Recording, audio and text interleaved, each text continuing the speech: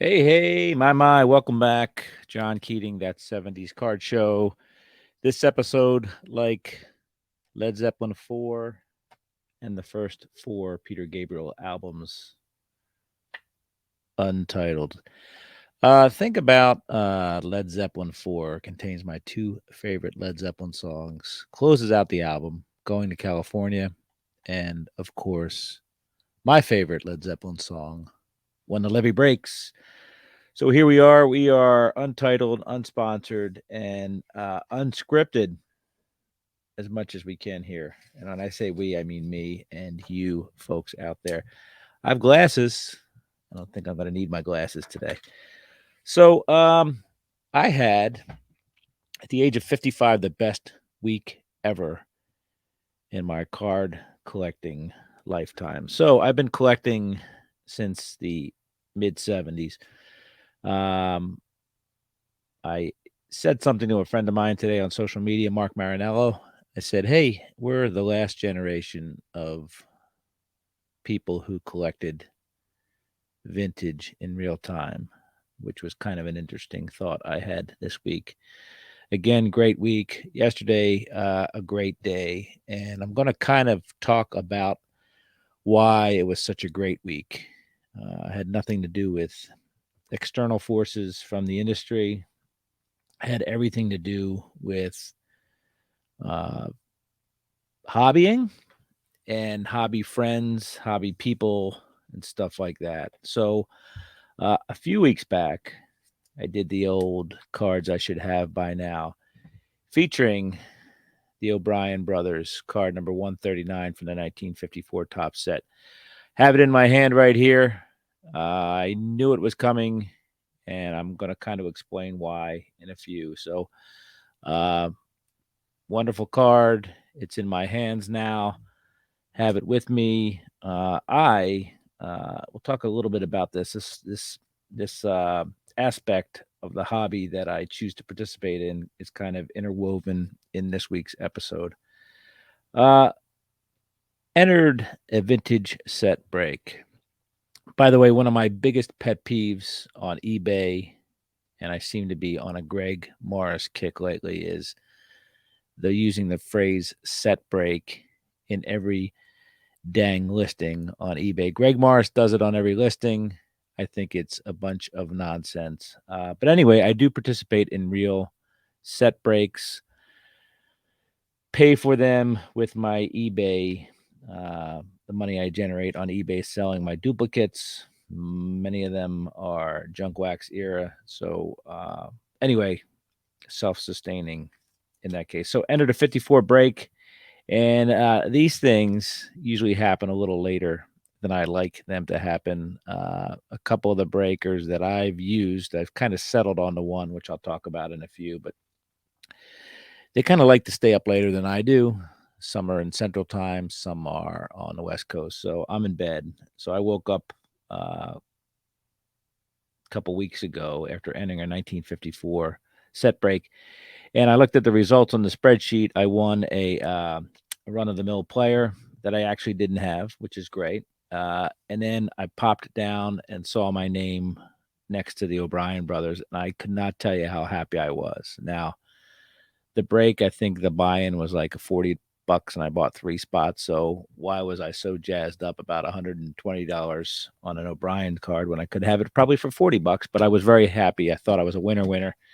Then I scroll down more and notice that I also won the Al Kaline rookie card from 1954. Of course, 1954, Hank Aaron is in there, big card, uh, as well as your Kaline, your Ernie Banks, and a bunch of other folks. I think Tommy Lasorda, all that stuff. So anyway, I thought I was a winner with the O'Brien brothers. Then I won the Al Kaline rookie again. So pleasure that was. And then this week, I get in the mail a note from somebody over there out in the Midwest in Ohio. And the note says, "Hey, John, I spotted this at my LCS right after watching your video. It's not exactly what you wanted, but it was too cool to pass up. Enjoy, Scott." Now, we all know Scott And Scott is one of the most talented people in this hobby, as we know. And he thought of me when he was at his LCS. I thought that was great. Scott, of course, with Reindeer Studios. Scott sent me this card, and it did not include any tape of any color or any kind. So boy, I'm real honored at that as well. But check this out. This is a Topps archive. I think it's 94. But this is the O'Brien brothers in a dual autograph format. So how awesome is that? Of course, one of the O'Brien brothers is alive. The other one not so alive right now. I think Ed is dead and John lives, or I'm pretty sure, or the other might be true, the opposite. So, Scott, Reindeer Studios, thank you so much. Hugely talented, hugely funny, very creative, hugely bearded, uh, and just a wonderful, wonderful present. So, these cards both sit next to my only card that I've stood in line, other than for Mike Moynihan, the Whitey Herzog thing, my Richie Ashburn 1962 autograph. So these sit next to them in the display case. Thanks, Scott. You're the best. What a wonderful surprise, and what a wonderful honor that you were thinking of me. So I appreciate it. Obviously, the hobby isn't two people, Scott and I. The hobby is many, many people. So had somebody reach out via text the other night and talk about talent and talk about Reindeer Studios. I first found this next participant in the story, oddly enough, doing a dueling sketch routine with Scott a few years ago on Hobby Palooza, and that's Four Leaf, Eric at Four Leaf. Eric reached out and heard my distressing story of only needing a few 58 tops left. I was down to two, and offered up anything he could that he had duplicates of, and I really appreciated that. Luckily, I was able to find a couple cards that Eric needed, so Eric has a couple cards coming his way, and I told him to buy me a piece of pizza in Chicago. So hopefully that'll happen. The real kind, not the big pizza cake kind, please. So thank you, Eric, for reaching out to me, and enjoy the couple cards that are going your way. That's what this is about, right? I get just as much joy from that, from knowing that I have a couple cards that were sitting here that'll now be in somebody else's collection. So that's that. Drew out there in Omaha reached out also about 53 tops needs. How wonderful is it that you have people that can that are comfortable enough to reach out and say, hey, how can I help you with your heavy load that you're carrying trying to complete a set? So Drew, I appreciate it. Drew has a channel called Clean Cheap Shots, and he has done some real deep diving into stuff. I think it's the 53 top set that he does like a 5-card series on. It goes really into the players, and it's not just the players that we know, but a lot of stories about players that we don't know, which is pretty cool. So check out Clean Cheap Shots on YouTube. I got something in my eye. I'm sorry. And Drew, thank you so much. I'm looking forward to seeing Drew at the National as well in end of July. Gary up there in Canada Way reached out to me via email, and we were talking some things. I love Canadian people. I think they're probably the most wonderful people on earth with the best sense of humor, for sure. And I grew up with John Candy movies, and I don't think anything can top that. Phil Hartman, wonderful Canadian, left us too soon as well. But I spend some of my days driving, waging an internal battle as to whether I like Rush or Cowboy Junkies more, two bands from Canada that I think are great. So the only thing that elevates my blood pressure from Canada is just debating Cowboy Junkies v Rush. So maybe someday I'll be able to figure it out. Maybe Gary can help me figure that out as well. Gary is threatening to turn me on to some OPG, which I am woefully underrepresented in my collection. Most of the OPG stuff I have is either Junk Wax, OPG Premier, Junk Wax Era Hockey, OPG, I really need to get some better OPG action in my collection. I also threatened to go up Canada way and attend the Toronto Expo at one point. So that would be fun if I can meet up with Gary there and all that fun stuff. And then there's on Twitter, I've been dealing with my guy, Tony from South Philly, and his son showed me some stuff that his son has been picking up. Tony has threatened to meet up at a Phillies game with me, and Philadelphians, I've found uh, it's amazing that any of us get along because we're all the same. So maybe I'll take Tony up and see him down in South Broad Street for a baseball game in the real near future. So the point of all that stuff is wonderful hobby people. I get to interact with hobby people every day. Couch people are near and dear to my heart, and people that I also communicate outside of the couch and beyond. So I'm very, very thankful for that. I know I made a big to do a few days back on Hobby Think Tank about how people bother the crap out of me, but it's probably more me thinking how I bother the crap out of other people. So let's get on to the story, right? The big story. Um, why was this the best week ever? Why was this the best day, Friday, June the 2nd of 2023, the best day ever for collecting? Well, it took a while to get there, and this hobby teaches you patience. I think that that's one of the friction points we have with perhaps some of the newer collectors is the patience and lack thereof holding on to cards for an extended period of time. People like myself and a lot of those that I interact with, we hold on to our cards for a very long time. But anyway, it takes patience, and opportunity doesn't always give you a warning. We used to call it 5 minute, 2 minute warnings in the show business, but we don't get many warnings in this hobby. So, vintage breaks. I talked about vintage breaks. I did an episode in January about vintage breaks. You can go back and check that out if you'd like. Mostly swings and misses, a few foul tips, and I hit one home run. I think at that time the biggest card I hit was the 53 Jackie Robinson SGC 4. So I kind of whittled down the breaks I participate in. It seems like the more expensive the breaks, the worse cards I get. So I participated in some breaks off and on. Again, I try to pay for them via my eBay sales of my duplicates. Post-war, pre-war, 65, 53, 54, 1960. Those are all kind of the set breaks that I've done.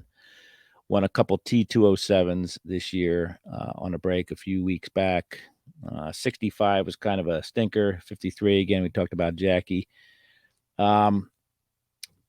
54, how about that Al Kaline and the O'Neill brothers, right? So victories there. I kind of narrowed it down. Like I said, I'm working with one vintage breaker at this point for the most part, and that's where all my luck is happening. That's where I'm hitting. So I really am on a bit of a hot streak, and I'll explain why here in a second. So so what does the breaking have to do with the story? Well, bought into a I don't know when it was because the breaks go off when they fill up, which could be days or could be weeks. Bought into a 1960 tops break. Now, 1960, I think, is one of the most beautiful sets there is in tops. It's definitely one of the top two of the 60s. I have about 200 or so cards from 1960. And I have a couple of Yaz rookies. I have the Mickey Mantle card, all that stuff. So the Mickey Mantle base card. So I buy into the break. I buy 8 spots, $20 a pop. 8 because it was Yaz's rookie year. And hey, if I won another Yaz, it wouldn't be the end of the world. And I'm probably good. I'm going to spoil it right here. I did not win another Yaz. So anyway, again, I'm laying in bed and I get this ping on Facebook as I'm watching Friends with my wife and reading a nice book about Ty Cobb and Nat Blashway. So I see my name pop up on Facebook, a Facebook message, and I go to it, and I'm looking at the live drawing, and I wasn't really paying attention, but I scroll down and see that I won an SGC5 Mickey Mantle, top card in the set. So pretty pumped about that. Thought that was pretty cool. Only problem is I have a PSA 6 Mickey Mantle from the 1960 set, right? So anyway, wake up in the morning, check it out again. Yes, I did win that SGC 5 mantle, and I also won the Mickey Mantle All-Star in a PSA 4. So I won the top 2 cards in the drawing, which was pretty wild. So 2 out of 8 were big hits. Also won a couple other here, a Buddy Gilbert, a Lou Berberet, George Sparky Anderson, Bill Bruton, Bob Grimm, and Jim Lemon. So 6 of my cards were semi-commons. There's the All-Star card right there, PSA 4. That's card number 563. And here's your SGC 5 1960 Mickey Mantle. So win those cards, excited. I'm sure the stuff is getting to me soon. Well, again, the problem is I already had a 1960 Mickey Mantle base card, PSA 6. So what am I going to do, right? I could sell the SGC 5. I could sell the PSA 6. The PSA 6 I bought in 1998 or so, right? I'll bring it up onto the screen here. It's a PSA 6 0618989892 is the serial number in case you're writing it at home. So anyway, this card I bought for under $200 way back in the infancy of eBay. Sent a check out to somebody. Somebody sent me a card back. Probably rapid transaction, wrapped up in about 3.5 weeks, I guess. So anyway, it's time to sell the PSA or the SGC. Of course, I didn't have the SGC in hand. So I opted to start shopping around a PSA 6. I put it on eBay for a day. This is Wednesday. I put it on the cards with a story Twitter sale Wednesday night, and put it on Facebook, erroneously labeling it as a 1956, and you'll see why in a minute. So anyway, had a couple bites, but I also took it to my LCS. My LCS offered me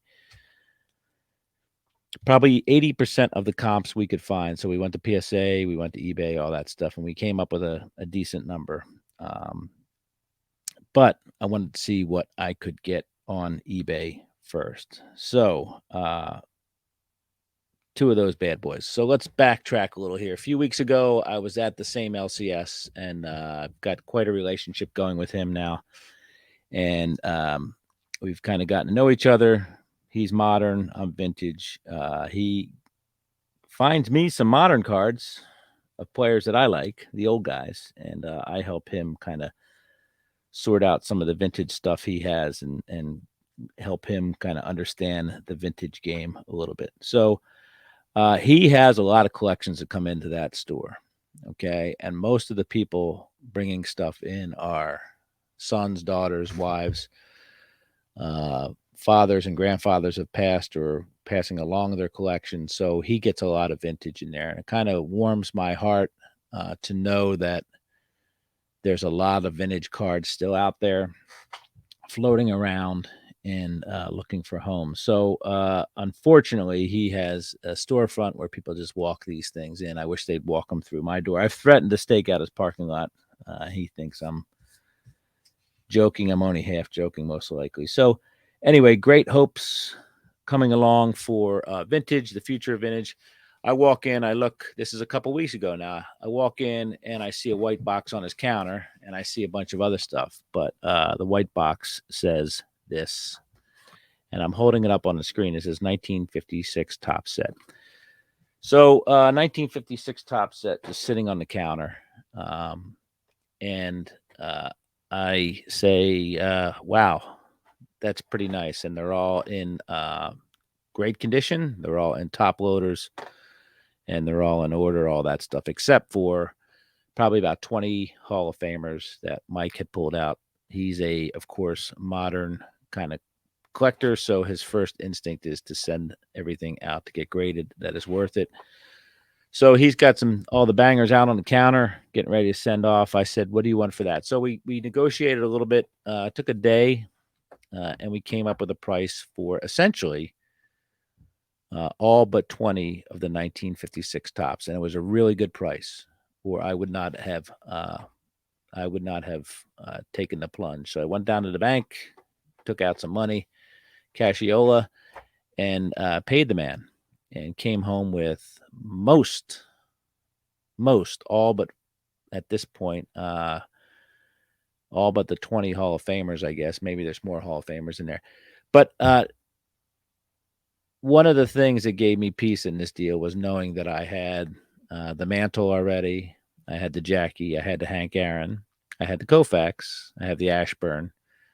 I have the Whitey Ford. I have the Harmon Killebrew, um, and whatever. So I have a lot. I had a lot of the Hall of Famers already, all but 14. So I had 6 of the big ones. So there were still 14 of them out there.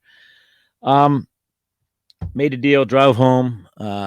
Completely excited. Went through the cards. Beautiful, beautiful cards. Happy as can be.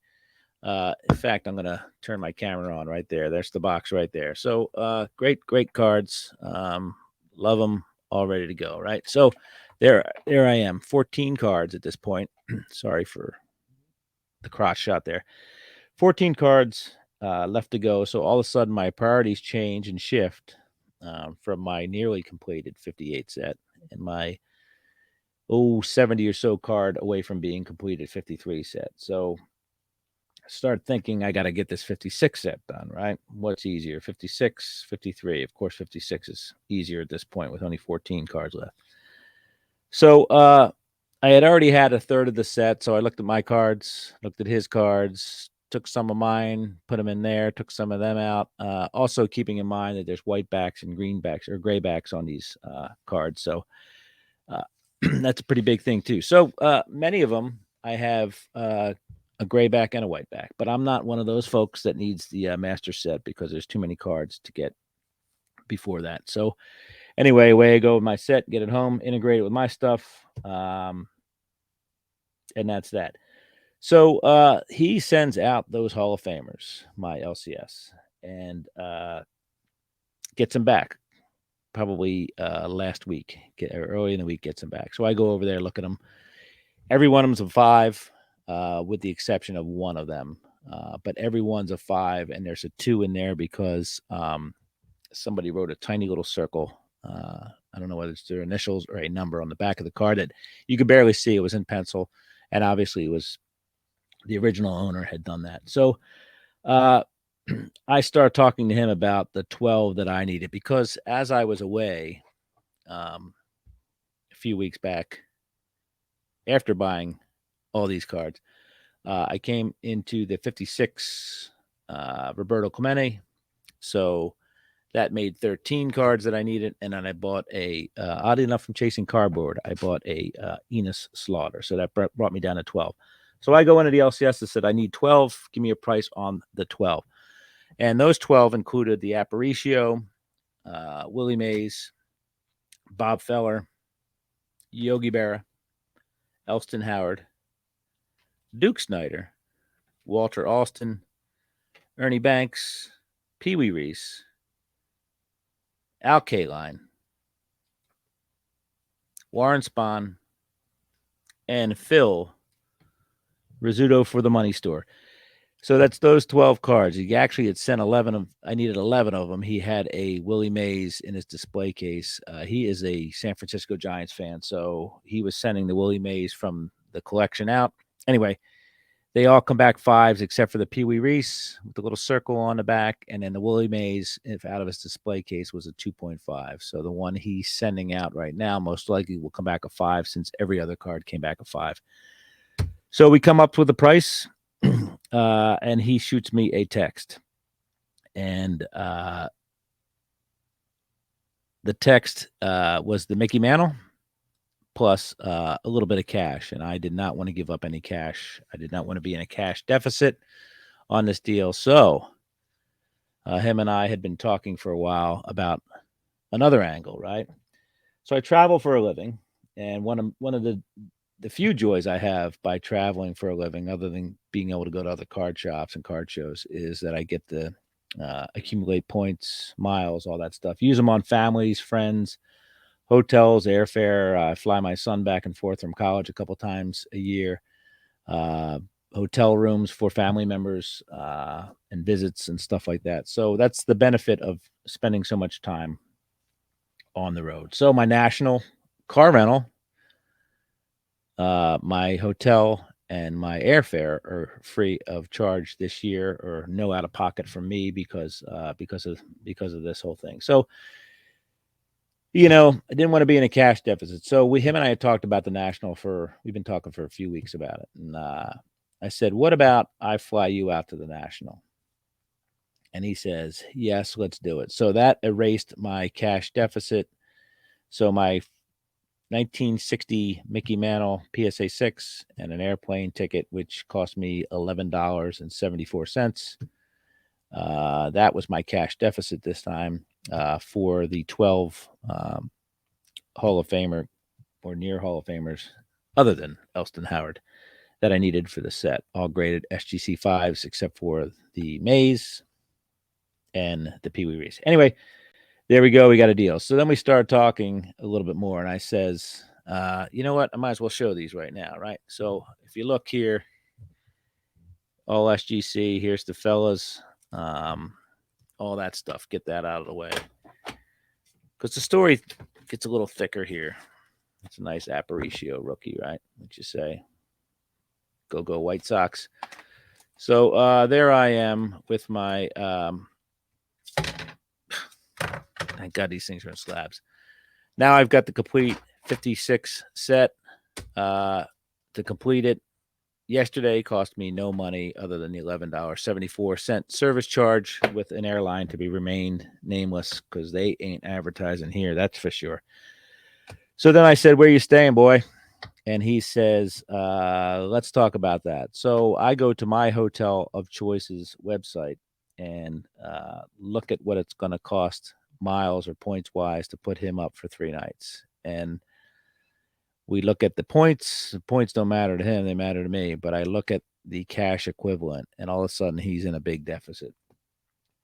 So I said, "Well, do you want to do this?" And he says, "Yeah, what's it going to take?" So I started walking around the store, and there's one thing that I wanted to get at the National, probably the number one target on my list, um, and been dying to get it for a while, but obviously not in too much of a hurry. So anyway, card I've been looking at for a while. I start pulling some cards aside, and he had a couple days ago. He had walking into the store, bunch of cards in sandwich bags, and they were all broken up into years and stuff like that. So there were some 59s, some 60s, stuff like that, and there was 5 or 6 different bags with just post and Jello cards, football and baseball from the early '60s. So, needless to say, my first ask was that. So anyway, probably about 200 or so here in my hand of post and Jello cards from the '50s, or I'm sorry, from the early '60s. Wonderful cards, and these things are beauts. Okay, they're real beauts, Clark. So here's Jimmy Orr. So Jimmy Orr right there. And these are box cards. These aren't descendants. Clean backs, all that stuff. So anyway, about 250 of those, plus another 50 or so post and Jello cards that I have dupes of that are I've already sold some of them on eBay. So about 300 cards in total. Bam, in my pocket. Next card is a card that he actually bought for me at a card show out in Sacramento last weekend, I think it was. He bought it with me in mind, and it is a 2006 Topps Sterling Carl Yastrzemski, number 4 out of 10, whatever that means. But it's on card, autograph, all that stuff. These are game worn. It says it back then. They used to actually say, yes, they were game worn. So some game worn stuff. It looks like a bat. Looks like a couple jerseys as well. So that went in the pile for sure. And then the real big one was the card that I've had my eye on for a very long time, and that's the 1954 Ernie Banks. This is a CSG graded number 3. It's in good condition. I got great eye appeal, which is all you want, right? There's no snowing. It doesn't look OC because the 54s are tough because there's no top border, so everything looks OC top to bottom. But this thing looks real nice. So there we go. I ended up with that, and the Yaz and the 300 or so tops, or the 300 or so post slash Jello cards. There are some, probably about a dozen or so Jello cards in there. So there you go. Bottom line on that is 56 sets done. I got my 54 Ernie Banks. I got the Yaz, all that fun stuff. So most important, I was there today actually because I was doing another subbing a couple of my the Venerlandis cards, my Muhammad Ali and Pele, sending them out to SGC. So I was out there today, and the most important part of this is I think we're both still buzzing. You know, he doesn't have to worry about his out of pocket expenses for the national. I got a 1956 set right here by my side with a lot of graded Hall of Famers.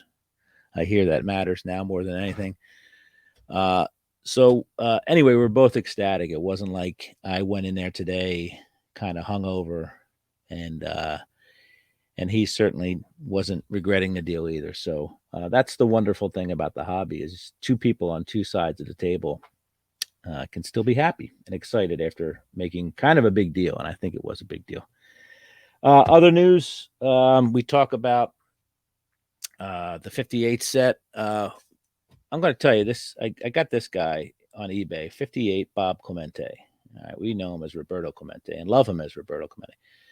So this is, I'm going to tell you, in my whatever 45 plus years of collecting, that's the hardest card I've ever, the most effort I've ever made to acquire a card. That card's hard to get. You can't get it on a steal or a deal. You got to struggle to get that thing. So I now stand one card away from my 58 set, which is the Willie Mays All Star, which sure I'll probably overpay for it, right? But anyway, that Clemente was like probably the most brutal thing collecting wise I've ever had to go through. Anyway, making deals is fun. Bartering is fun, right? Thinking outside the box, opportunities, embracing opportunities, expecting the unexpected. A month ago, none of this was planned. And here I am sitting on a whole bunch of cards that I love. Didn't pay a lot of cash. You know, I traded a card I got 25 years ago that was replaced by a card I got this week. I traded some sweat equity, which is me sitting on airplanes and sleeping in hotels. And bam, there we are. I'm happy. The LCS is happy. All that fun stuff. So never stop learning. And if it sounds like I'm preaching, it's because as of today, June 3rd, I graduated with an associate's degree today, 300 miles away in Pittsburgh. I was not there. But the never stop learning part is pretty critical because we all have a lot to learn in this hobby. I started school when I was 4 years old. I started early back in whatever year that was, 1970 something. I guess 72, the fall of 72. Started early. Someone had threatened that I kind of was a bright kid. I struggled in high school learning. I struggled with expectations. I struggled out when I got out of high school. I thought I knew everything I needed to know, but I kind of turned a corner at some point and things started getting easier for me the more I realized what I didn't learn. So started school early and I finished late. I finished a week and a half ago. So I'm not sure if I'm going to go on and go for my 4-year degree, but the point is never stop learning. I learned that the education system sometimes doesn't work, even at this age. The way we learn things in school isn't the way we learn things in life. But part of my learning process and maturation is that I need to sometimes keep my opinions to myself on things like that while I'm in class, because boy, fighting the urge to tell a bunch of 19-year-old kids in the discussion boards that none of this will matter, you won't need this, that's tough. But that's not what I was there for. I wasn't there to teach anybody that. I was there to learn myself. uh, Another thing I learned is my lifelong learning is probably associated with the fact that, and this is what I learned the last couple of years, is I jumble numbers, I jumble letters, all that stuff. I can't keep that stuff straight. So putting numbers and words in order apparently is difficult for me, and I didn't really realize that until I went back to school and tried this stuff. But it was never apparent to me because I love to learn and I love to read. I just transposing that has always been difficult for me, which is odd because I love the back of cards. That's where I learned a lot of math from the back of cards and all that stuff. And I always, oddly enough, I always sucked at math too. But anyway, it's fun learning new things about the hobby. It's fun learning new things about ourselves.